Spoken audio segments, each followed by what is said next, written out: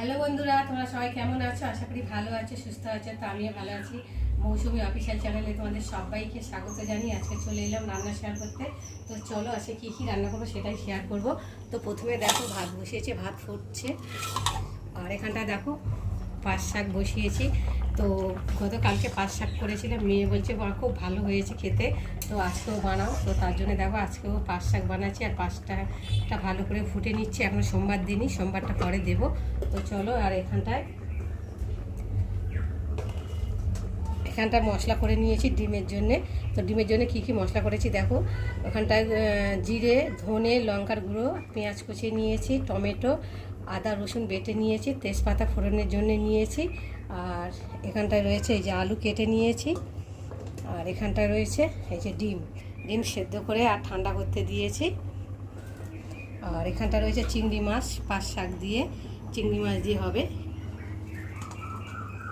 তো চলো আমি এখন রান্নাটা করবো। আর ডিমের তরকারি কীভাবে করবো সেটাই তোমাদের সাথে শিখে লাভিয়ে নিয়েছি। এখন ফোড়নে দিয়েছি, প্রথমে দিয়েছি তেল, তারপরে দিয়েছি শুকনো লঙ্কা, তারপরে পেঁয়াজ, তারপর রসুন দিয়ে ভালো করে ভাজা ভাজা হয়ে গেছে, দেখতে পাচ্ছ লাল লাল করে ভেজে নিয়েছি। আর এখন এই যে ফুটিয়ে রাখা পাঁচ শাকটা দিয়ে ভালো করে ফুটিয়ে নেব। এই দেখো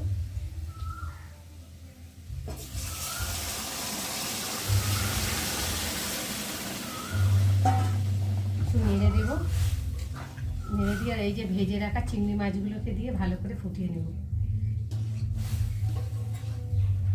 তো চলো এখন একটু ঢাকা দিয়ে নিই, কতক্ষণ ফুটতে থাকো আর আমি এদিকে ডিমগুলো ছাড়াতে থাকি।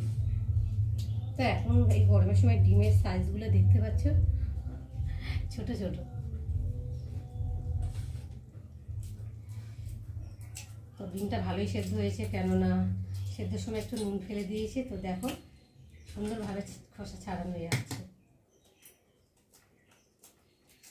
গরম পড়েছে তো ভালো লাগছে না যেন কিছু। এই দেখো কত সুন্দর ছাড়ানো হয়ে যাচ্ছে।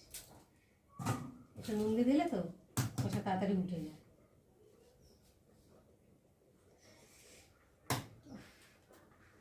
গরমের সময় রান্না বান্না করতে একদম ইচ্ছে করছে না। কত সুন্দর করে ছাড়িয়ে নিলাম, তাড়াতাড়ি ছাড়ানো হয়ে যাচ্ছে। আর যদি নুন না দিই না, শুধু ফুটাই সেদ্ধ করি, তাহলে উঠতে চায় না খোসা। হারিয়ে দেখো খোসা একেবারে ছেড়ে যাচ্ছে।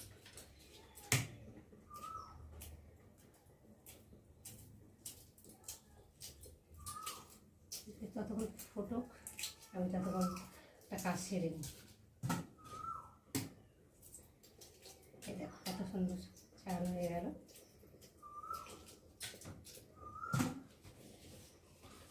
রেখে দিই, দেখো ছাড়িয়ে নিয়েছি।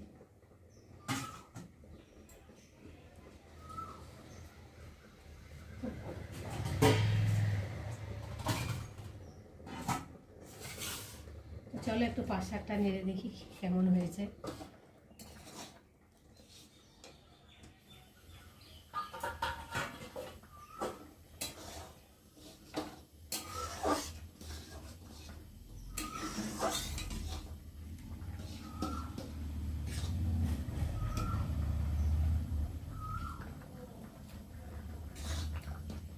নুন দিতে হবে ঠিকঠাক পরিমাণ মতো। নুন না হলে না টেস্ট লাগে না খেতে। নুন ঝাল পরিমাণ মতো দিতে হবে।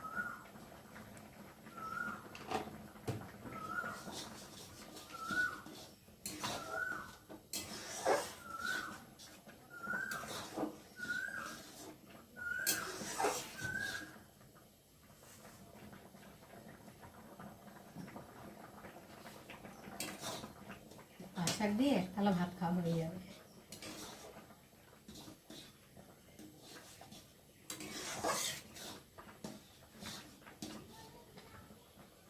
চলো পাঁচ শাকটা ঢেলে নিই, নিয়ে তারপর ডিমের তরকারি বসাবো।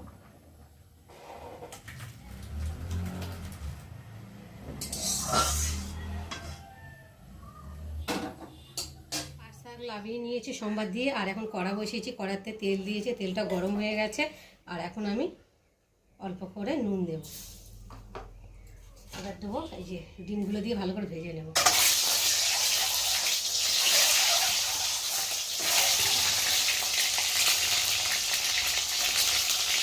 দিয়ে সামান্য লঙ্কা দেবো।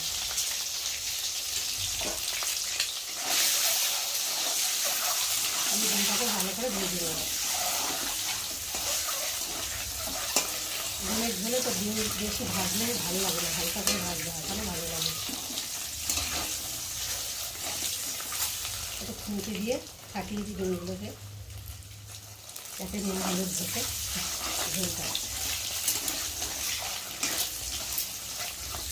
চলো এবার ডিমগুলোকে তুলে নেব, হালকা করে ভাজলাম।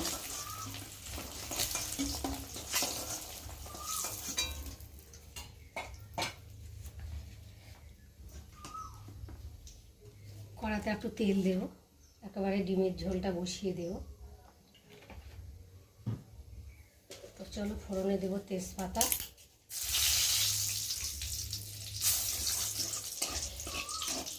তেজপাতাটা ভাজা ভাজা হয়ে গেছে। এখন কেটে রাখা পেঁয়াজগুলোকে দিয়ে ভালো করে ভেজে নেব।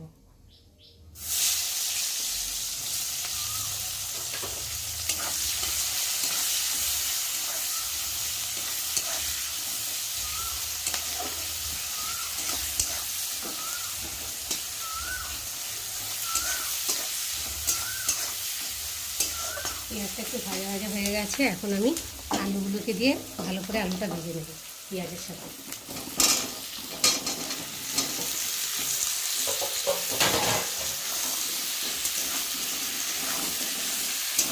মশলা ভালোভাবে কষানো হয়ে গেছে, আর মশলা থেকে তেলও ছেড়েছে, আর দারুণ একটা গন্ধও ছেড়েছে। তো দেখো কি সুন্দর, আর দেখতেও কত সুন্দর হয়েছে, বেশ কষা কষা, মনে হয় যেন আলুর দম কষা কষা হয়েছে।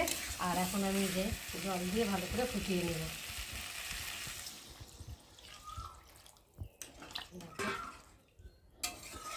এবার ঢাকাটা খুলবো, তো চলো দেখি কেমন হয়েছে। তো দেখো কত সুন্দর হয়েছে, আর ফুটছে টকবক টকবক করে।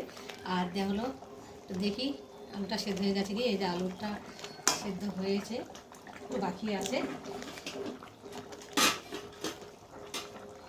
আর এখন আমি এই যে ভেজে রাখা ডিমগুলোকে দিয়ে ভালো করে ফুটিয়ে নেব।